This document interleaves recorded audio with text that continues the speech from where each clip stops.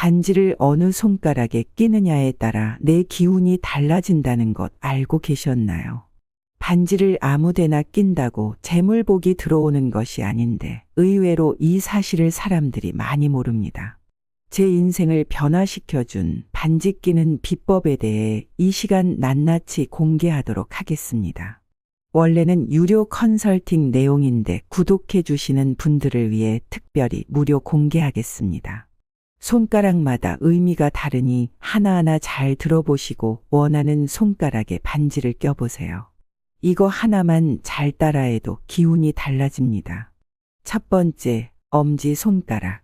풍수학적으로 엄지손가락은 자아, 힘, 결단력을 의미합니다.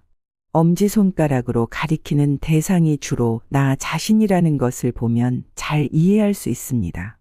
엄지손가락이 길고 강할수록 리더십과 의지가 강한 경우가 많은데요. 엄지가 짧다고 아쉬워하지 마세요. 엄지에 반지를 낌으로써 기운을 바꿀 수 있습니다. 엄지손가락에 반지를 끼우게 되면 지도자로서의 에너지를 키워주는데요. 사업체를 운영하고 계시거나 어떤 모임의 대표 역할을 맡고 계시다면 엄지손가락에 반지를 끼워보세요. 엄지에 반지를 끼우면 그 자체로 재물복이 쏟아지는 것은 아니지만 사업의 성공과 지도자로서의 역량을 높여주니 자연스럽게 재물이 따라오게 되어 있습니다. 이때 내 사람들과 함께 이뤄가야 하는 사람 중심의 일이라면 왼쪽 엄지손가락에 끼시고 높은 성과를 이뤄야 하는 일 중심의 일이라면 오른쪽 엄지손가락에 끼시는 것을 추천드립니다. 두 번째, 검지손가락.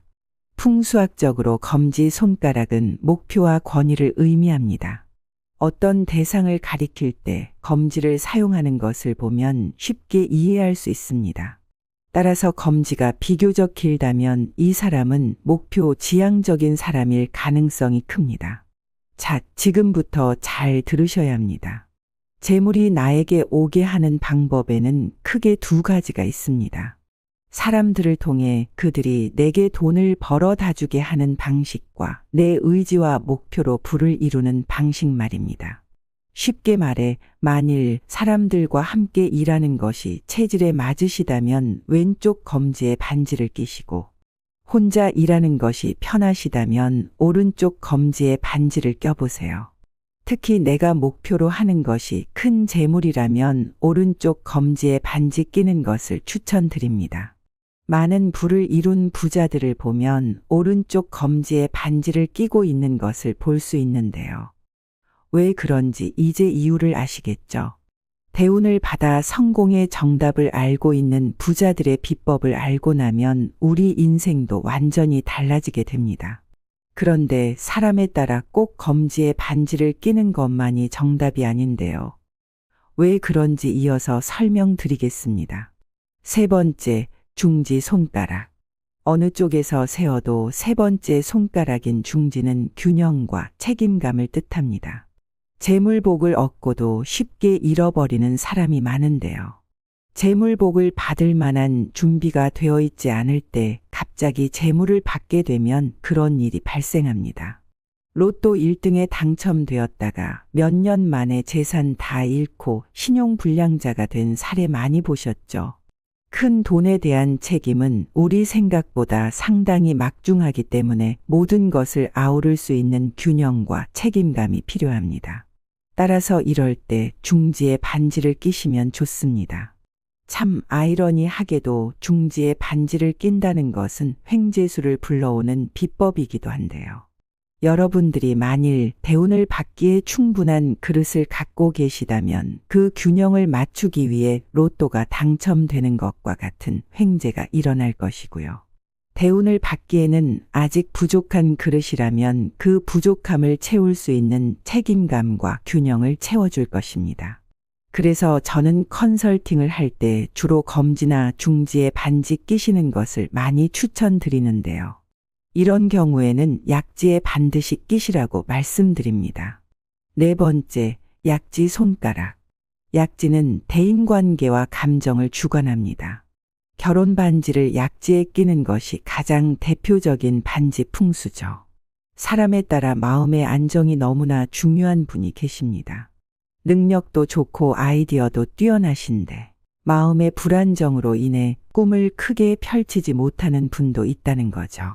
그래서 예로부터 마음이 불안정한 분은 좋은 사람을 만나 일찍 결혼시켜서 안정을 찾게 해주었던 것입니다.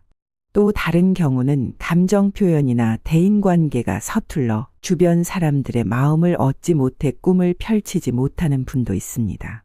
이런 경우에 약지에 반지를 끼게 되면 마치 막힌 혈이 풀리듯 갑자기 날개를 다는 경우를 많이 보게 됩니다. 마음과 생각이 복잡하거나 불안정하여 기운이 막혀 있는 경우에는 약지에 반지 껴보시는 것을 추천드립니다. 마지막은 새끼손가락인데요. 풍수학적으로 새끼는 의사소통과 적응을 뜻합니다.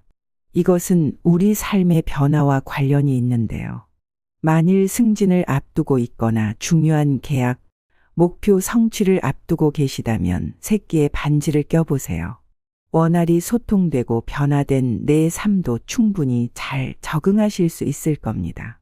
지금까지 들어보셔서 아시겠지만 왼손은 자신의 내면과 감정을 주관하고 오른손은 사회적 활동과 외면을 주관합니다.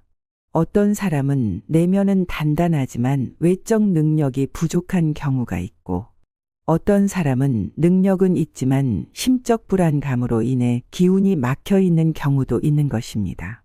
완벽한 사람은 없기에 반지를 활용하여 내 부족함을 보완해서 더 나은 길로 나아갈 수가 있게 됩니다. 그렇다면 어떤 반지를 껴야 할까요? 반지는 금반지가 가장 좋습니다. 금은 재물을 부르는 가장 대표적인 물질입니다. 14K이냐 순금이냐는 크게 중요하지 않으며 보석이 박혀 있어도 무관하나 뾰족한 디자인의 반지는 피하시는 것이 좋습니다.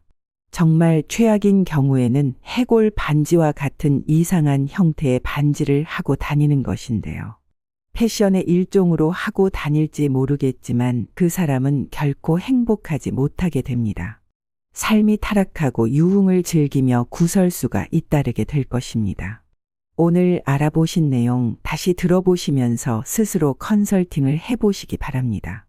나에게 딱 맞는 반지 끼는 손가락 위치가 있습니다.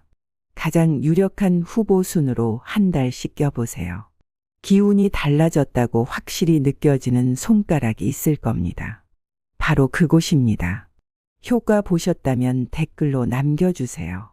영상 만드는데 큰 힘이 될 것 같습니다. 지금까지 시청해 주셔서 감사합니다.